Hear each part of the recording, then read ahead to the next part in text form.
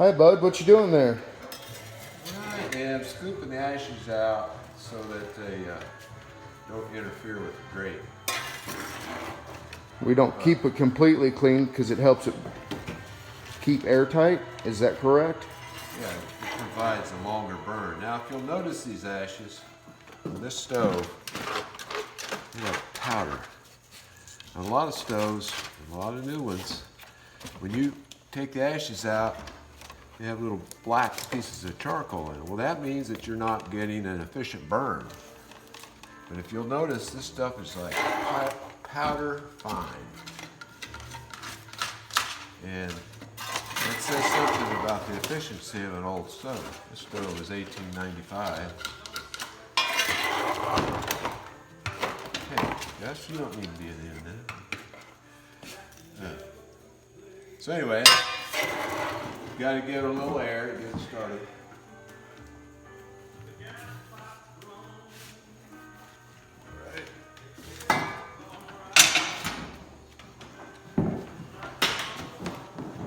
Now, I've already put some paper in here. You'll notice there's a lot of ash still in the firebox too. Well, that's what we want. The ash will hold the fire for a long period of time.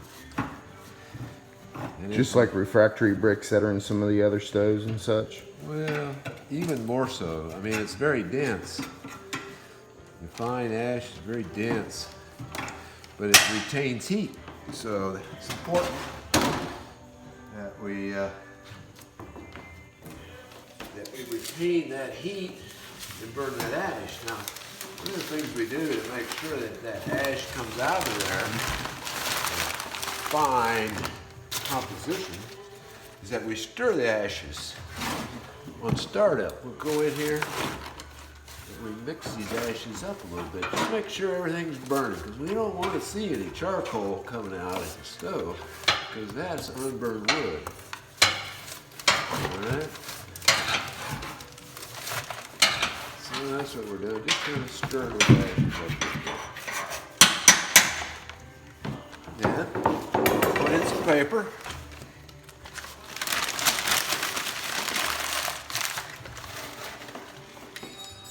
Now we're going to put in some.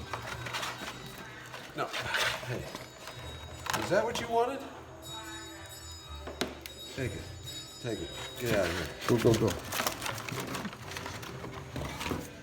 So anyway, I like to put a little paper. Now I take a little piece of cardboard. Put it in there.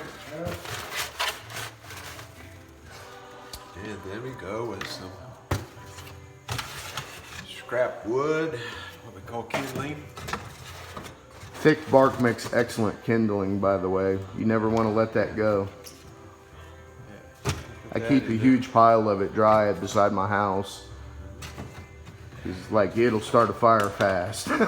Now what you want to do when you start this, you don't want to have to open the door later and throw the wood in, so put the wood in now on top of the kindling. And we've got some good pieces of dry wood here. Ash and mulberry. Yeah.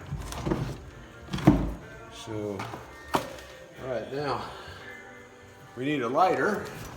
There we go. We'll make sure the damper's open, of course. Damper completely open. Any vents you want open. This is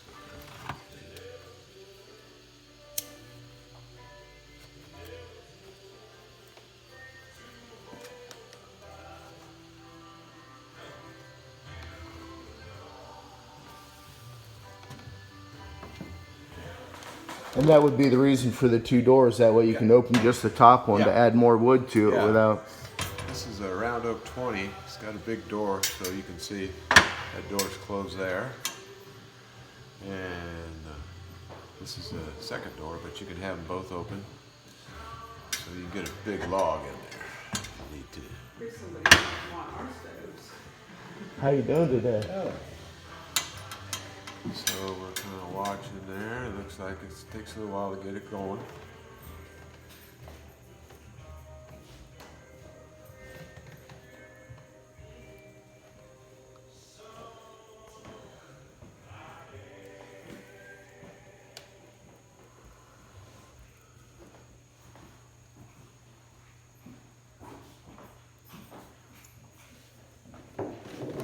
Is that back vent, should that be open like that?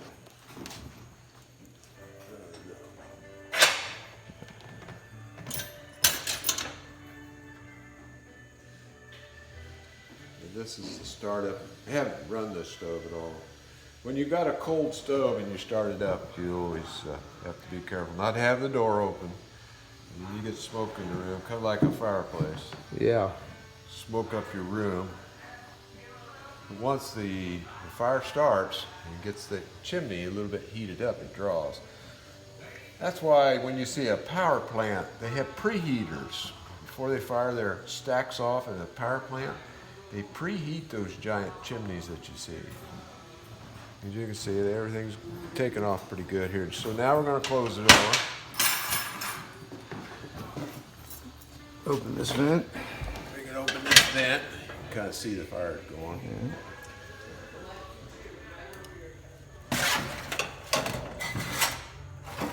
Remember, the ends of your tools can get hot sometimes. Right.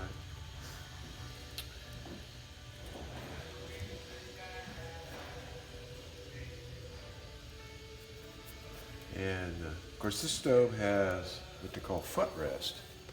Now you could sit here and put your feet up there when the stove's going, or put your mittens if you got wet mittens or wet clothing. You come in from the snow or rain.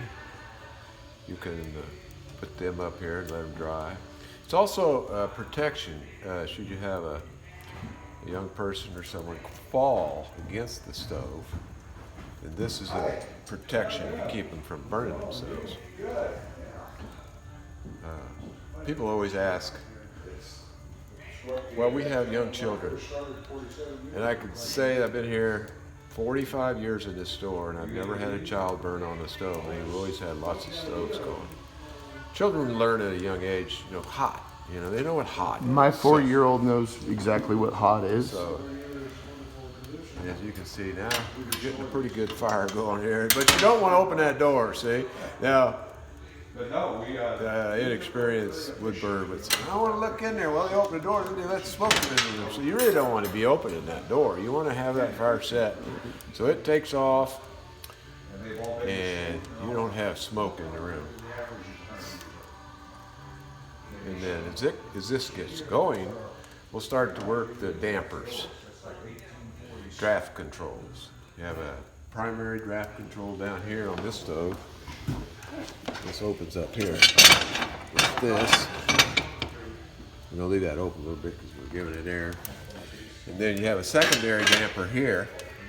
But for right now, we're just getting it going, so we're giving it plenty of air under there. And as it starts to get going really well, it starts to really heat up, so we can start to feel it already, then we'll start to shut things down. And that's pretty much basically it. Pretty simple way to start them. I mean, you can buy fireplace starter as little bricks and put in there, but it's a good way to get rid of. I'm burning an old pizza box and some newspaper. So burnable items is a good way to get rid of that junk mail that you get. Junk mail. All makes good fire starter. I actually keep a stack of cardboard just for those days when the wood's wet and you're having problems, and cardboard is a lifesaver. So we're gonna see. I'm gonna open this just so you can kind of see what it's doing in there. So we got a pretty good fire going right now. So anyway,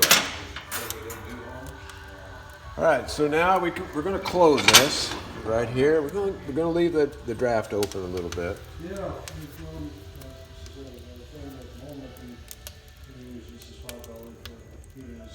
And we're gonna let it we're starting to feel the heat now.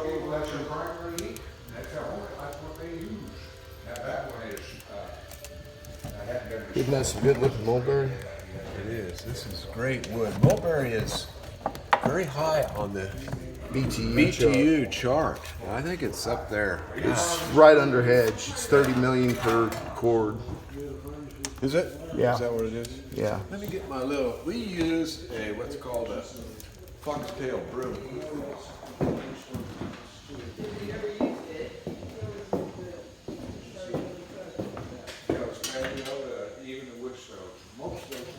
We do supply those, correct? Yeah.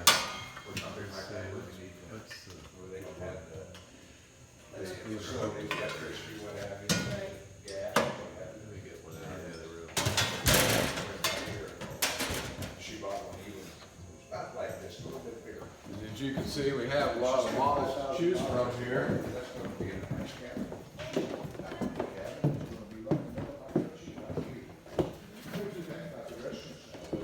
This is what you just kind of clean up around the stove.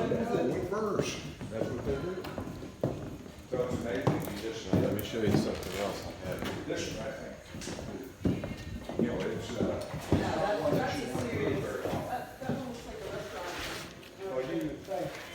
I've used these for years, you know, because you're carrying in that wood, you don't want to get it all over your clothing.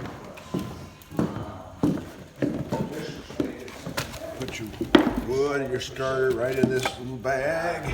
You don't have any mess at all. You don't have to worry about bark or anything falling off. Put it right in there. That makes it a nice package.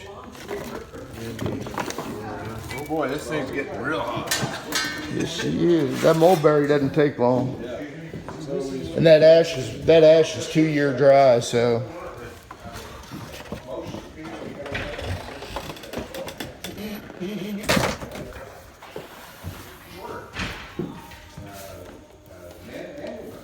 Now, this brush can serve several options for you, besides just sweeping up around your stove. These stoves have a polished finish on them, and the way that we polish them is we take a brush, very similar to this, and we brush the surface. We get all the dust off of there, and it also polishes the surface of the stove, because this is a polished finish on the stove. And you notice how it really shines. We don't use paint. We say paint your car and polish your stove.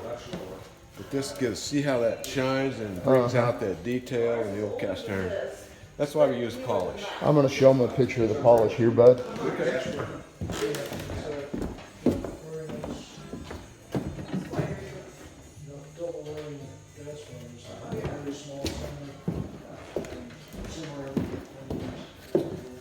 Hold this.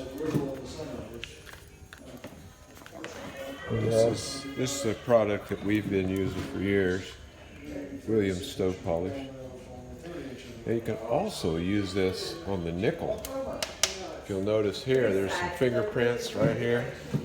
You rub a little of this polish on there and it'll take the fingerprints right off of the nickel part. So you can use it on the nickel as well as on the black iron part of the stove. And then you got a little bit more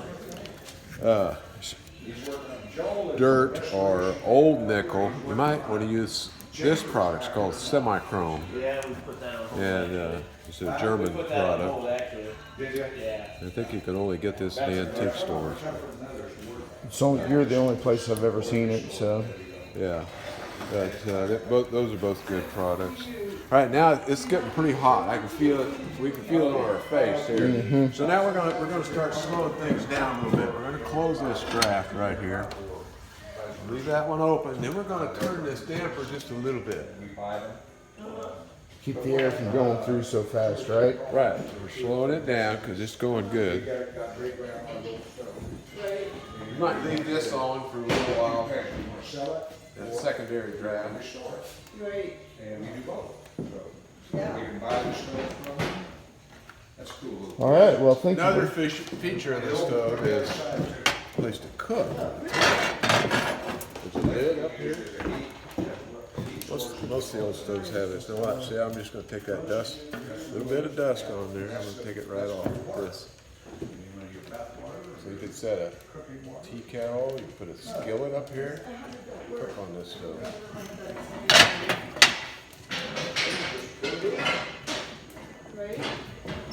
All right, Joe, looks like we've got it going. All right. Well, thank you, Bud, for your time. So Okay. this has been Mill Creek Antiques, and we thank you for watching our video.